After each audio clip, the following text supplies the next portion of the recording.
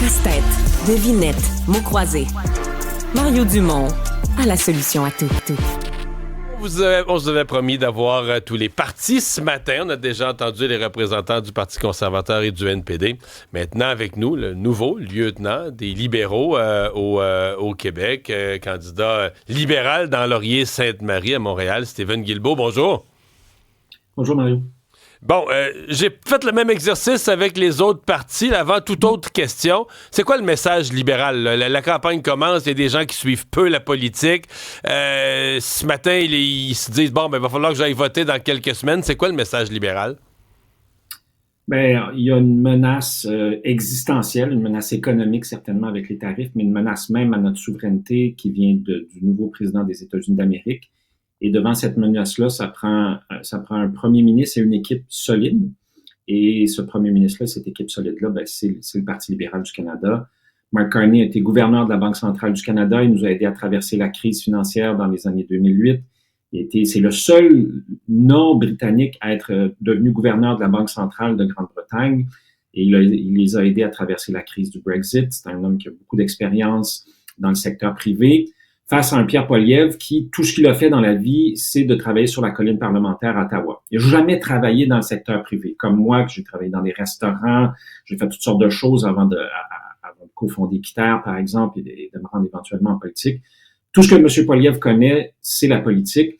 Moi, je suis pas sûr que c'est la bonne personne pour faire face à un Donald Trump et faire face à des menaces économiques et des potentielles pertes d'emploi versus quelqu'un comme Mark Carney qui a une feuille de route impressionnante puis qui est entouré d'une équipe.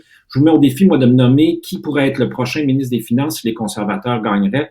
Moi, je serais pas capable de dire c'est qui. Je pense qu'il n'y a personne qui serait capable de dire c'est qui.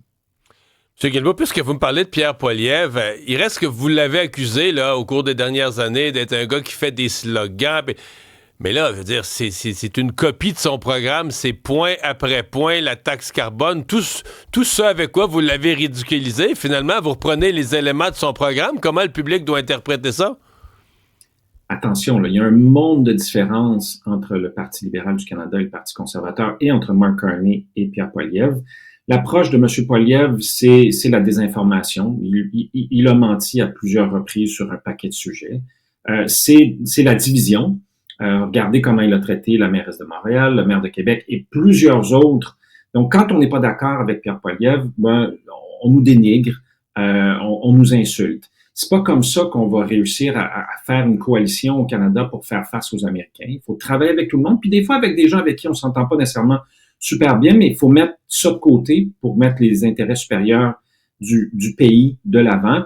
Moi, je pense pas que Pierre Poilievre est capable de faire ça. Il nous a jamais démontré à la Chambre des communes, moi, je l'ai devant moi depuis presque 6 ans déjà, jamais démontré des attaques et du dénigrement contre le NPD, contre le Bloc québécois, contre les libéraux, contre les journalistes. Je parlais des maires et mairesses.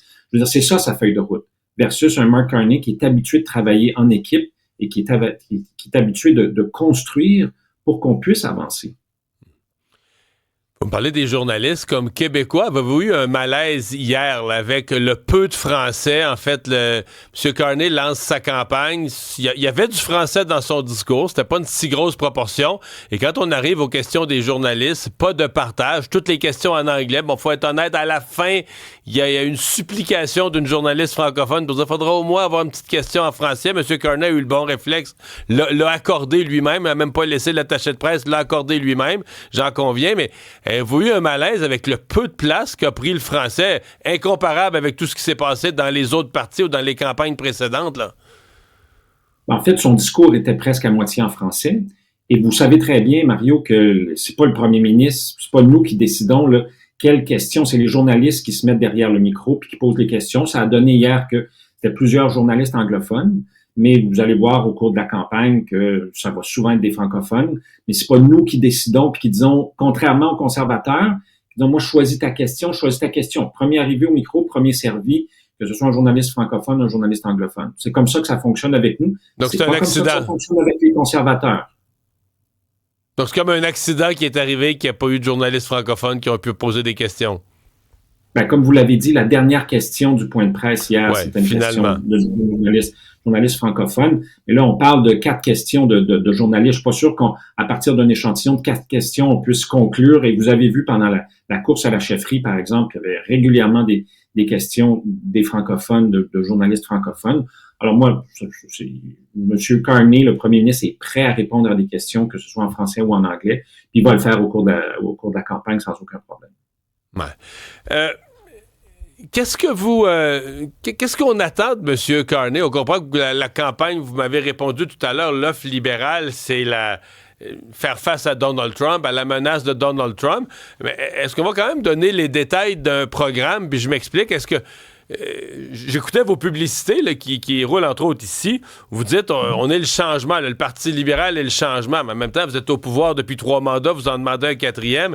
Est-ce que le programme, c'est la continuité des années Trudeau ou est-ce que vraiment on assume qu'on tourne la page sur un passé où il y a eu des grosses erreurs puis là, maintenant, on est un changement de gouvernement comme si c'était quasiment un nouveau parti? Ben, certainement, l'élection d'un nouveau chef, ça fait une différence énorme dans un parti politique, vous le savez, d'une part. Et Mark Carney est quelqu'un de très différent de qui était Justin Trudeau, leur expérience, leur façon de faire les choses. En 9 jours, le premier ministre Carney a fait un nouveau cabinet. Moi, quand je suis arrivé comme député en 2019, ça a pris presque 1 mois et demi avant que le cabinet soit formé. Il a fait ça en 1 semaine. Un cabinet beaucoup plus petit, beaucoup plus concentré sur la question de la menace américaine, une nouvelle entente sur la défense avec l'Union européenne, un contrat avec l'Australie pour des systèmes de radar dans le Grand Nord. Il est allé rencontrer le président français, Emmanuel Macron, il est allé rencontrer le premier ministre de Grande-Bretagne, M. Starmer. Tout ça en 9 jours. Plus hier, une annonce de baisse d'impôts qui va toucher 22 millions de Canadiens et Canadiennes. C'est des centaines de dollars par famille pour les familles de la classe moyenne et ceux qui veulent en faire partie. Alors, imaginez, il a fait ça en 9 jours. Imaginez ce qu'il va pouvoir faire en 6 mois, en 1 an. Je pense que c'est une page différente qui se tourne pour le Parti libéral puis pour le pays également. On vous souhaite une bonne campagne. Merci d'avoir été là. Merci beaucoup. Au plaisir. Stephen Guilbeault.